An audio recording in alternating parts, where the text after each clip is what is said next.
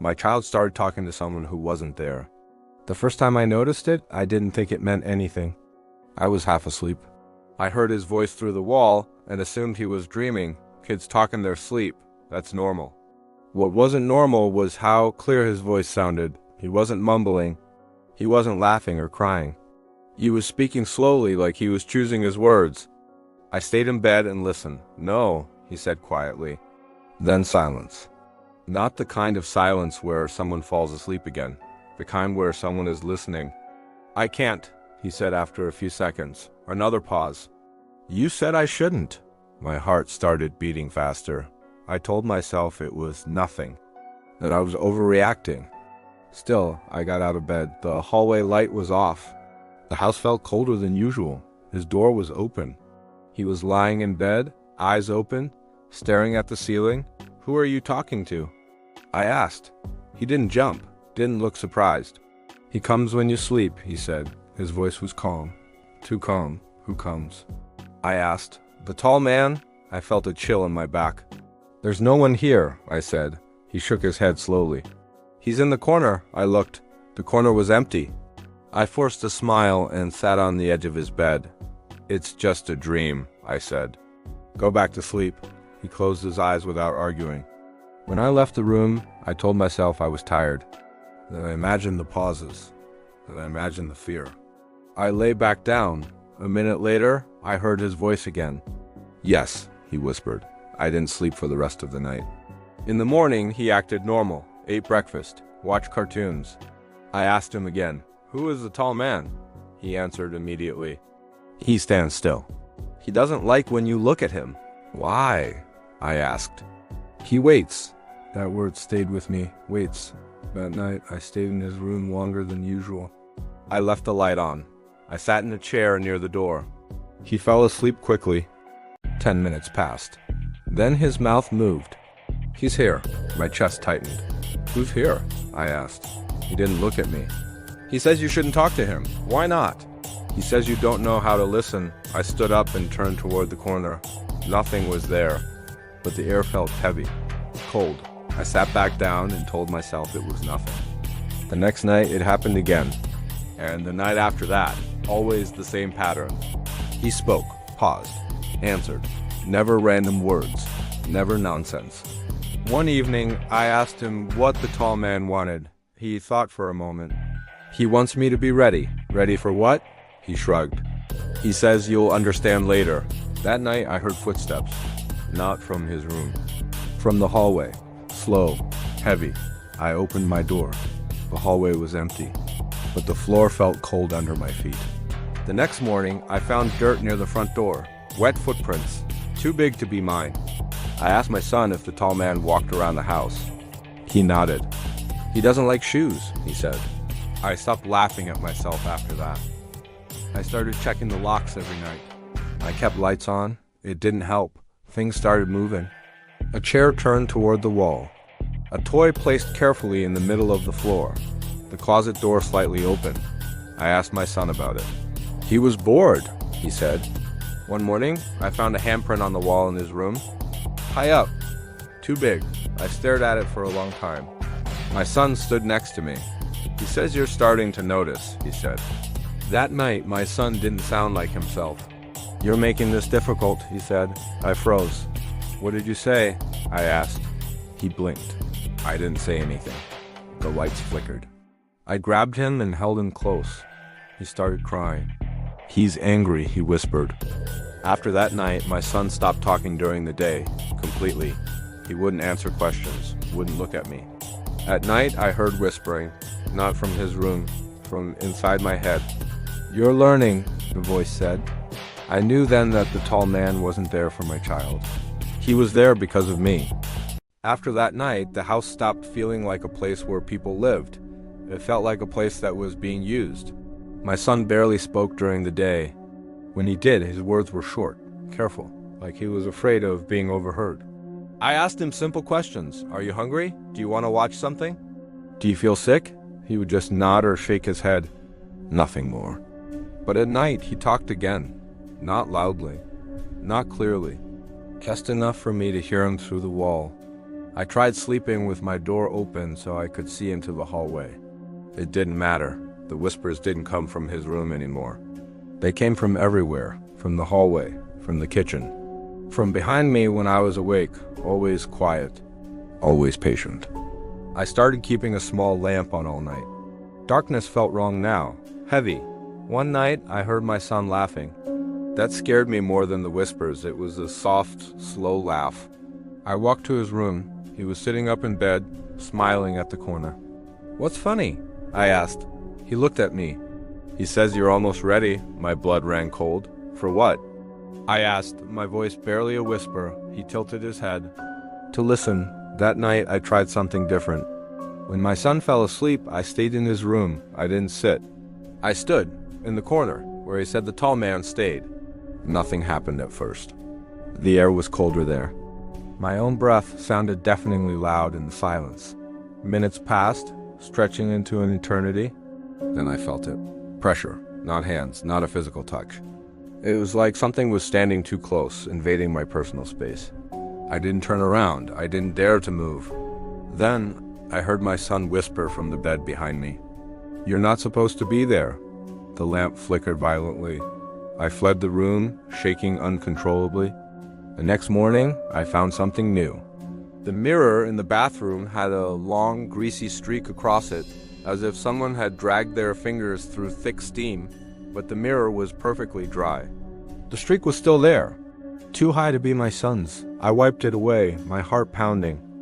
That night, the mirror was streaked again, and the next night, I stopped looking into mirrors after that. I just couldn't bear to see what might be looking back. Then I started losing time. I'd sit down on the couch to read, and suddenly realize hours had passed, the book lying forgotten in my lap. I'd find myself standing in the kitchen with no memory of why I was there. Once, I woke up on the couch with dirt caked under my fingernails and on my hands. I didn't remember leaving my bed, let alone going outside.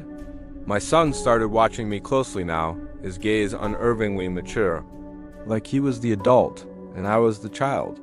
One evening, as I was drifting in and out of a daze, he said something unprompted. He says, "You're better when you're tired." I felt sick to my stomach. "Why?" I managed to ask. His reply was chilling. "You don't argue as much." That night, I heard my own voice whispering, not out loud, inside my head. It was repeating my thoughts right before I finished thinking them. An echo of my own consciousness. I stopped fighting sleep. Fighting it only made things worse. When I slept, the house was quieter. But when I stayed awake, the tall man seemed closer, his presence more suffocating. One night, my son finally spoke more than a few words at once. "He showed me where he came from," he said, his voice flat. "Where?" I asked, dreading the answer. "From the space between rooms." I didn't understand. "He says houses are easier," my son continued, his eyes fixed on something over my shoulder. "The walls help him stay." I wanted to leave, just pack a bag, take my son, and go anywhere. But every time I even tried to think about leaving, my head would fill with this intense pressure, like someone was physically pushing back against the thought. I kept telling myself it was just fear, that I was being controlled by fear. I told myself I could still choose, that I was in control. That night, I heard knocking. It was slow, heavy, and it wasn't coming from the door. It was coming from inside the walls. My son, he just covered his ears. "He's asking," he whispered, his voice trembling. "Asking what?" I asked, my own heart pounding. He looked at me, his eyes wide. "If you're done pretending you don't hear him." And just like that, the knocking stopped. The whole house went silent, too silent. There was no hum of the refrigerator, no distant cars on the road, nothing. Just the sound of breathing, and it wasn't mine. I whispered into the darkness, my voice barely audible. "What do you want?" The answer didn't come in words. It came as a sudden, cold understanding that flooded my mind. The thing in the walls, he wasn't angry. He wasn't cruel in the way I understood it. He was patient. He had waited in this house long, long before we ever moved in. He had waited for someone who could hear him without completely breaking. I realized then, with a sickening lurch in my stomach, that my son wasn't his goal. My son was the door. That night, I woke up with a strange feeling. I opened my eyes, and my son was standing in the hallway just outside my bedroom door. He was perfectly still, just watching me. "Why are you standing there, honey?" I asked, my voice thick with sleep. He didn't move. "He wants to see how you wake up," he said, his voice flat. "Why?" I asked, sitting up. "So he knows how much of you is still yours." After that, my reflection stopped matching me. I noticed it first in the dark glass of the kitchen window one evening. I moved my head and the reflection moved just a moment later. It was just enough to be wrong, to be deeply unsettling. My son noticed it too. He pointed at the reflection a few days later and said, "He says that part belongs to him now." I stopped trying to understand. Understanding didn't help. It didn't change anything. So I started trying to negotiate. When my son wasn't around, I'd speak out loud to the empty rooms. I promised silence. I promised sleep. I promised my full attention.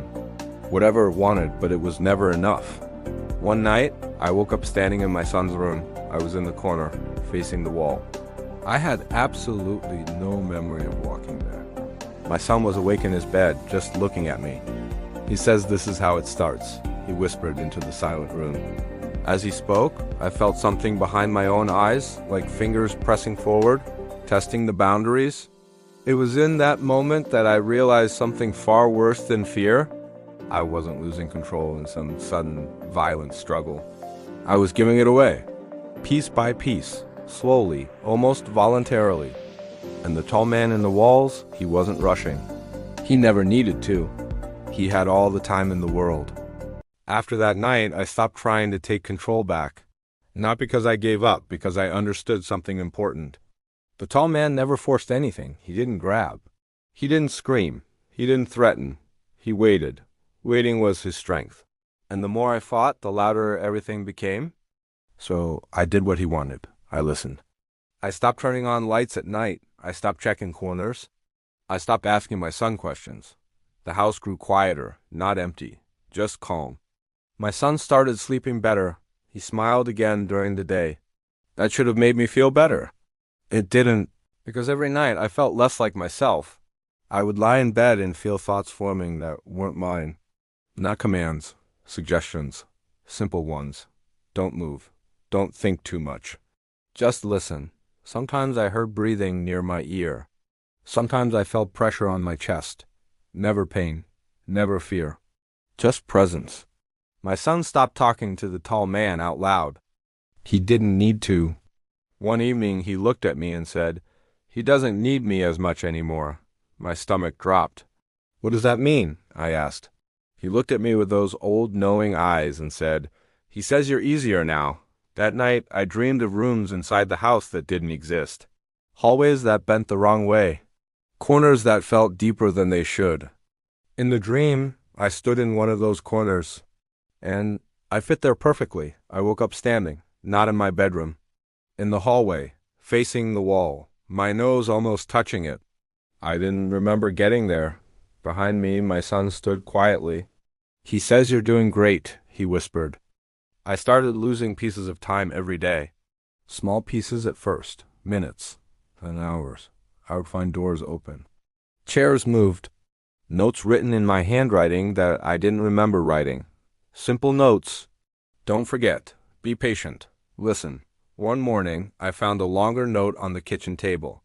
"I'm almost ready." I felt sick. That night, the tall man spoke directly to me. Not through my son. Not in whispers. In my thoughts. Clear. "You understand now," he said. I did. He didn't want my body. Not yet. He wanted my attention, my focus, my agreement. The house wasn't haunted. It was occupied, and I had been invited. I asked the only question that mattered. What happens to my son?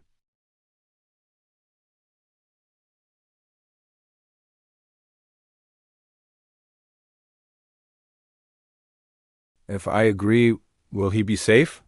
The air grew heavy. Yes. Will you leave him alone? Yes. Will you stop using him? Yes. I knew the last question before I asked it. What do you want from me? The answer was simple. Stay, not forever, just stay. Be present. Be open. Be listening. I thought about running, about packing a bag, about calling someone, but the truth was clear. Even if I left, the tall man wouldn't. Houses weren't important. People were. I went to my son's room. I watched him sleep. He looked peaceful, like none of this had ever happened. I felt something shift inside me, something settle. I returned to the living room. I sat on the floor, and I said the words, "I agree." The house exhaled. That night, I slept without dreams. In the morning, my son was gone. No noise, no struggle. His bed was made, his room clean, like he had never been there. On the pillow lay a piece of paper.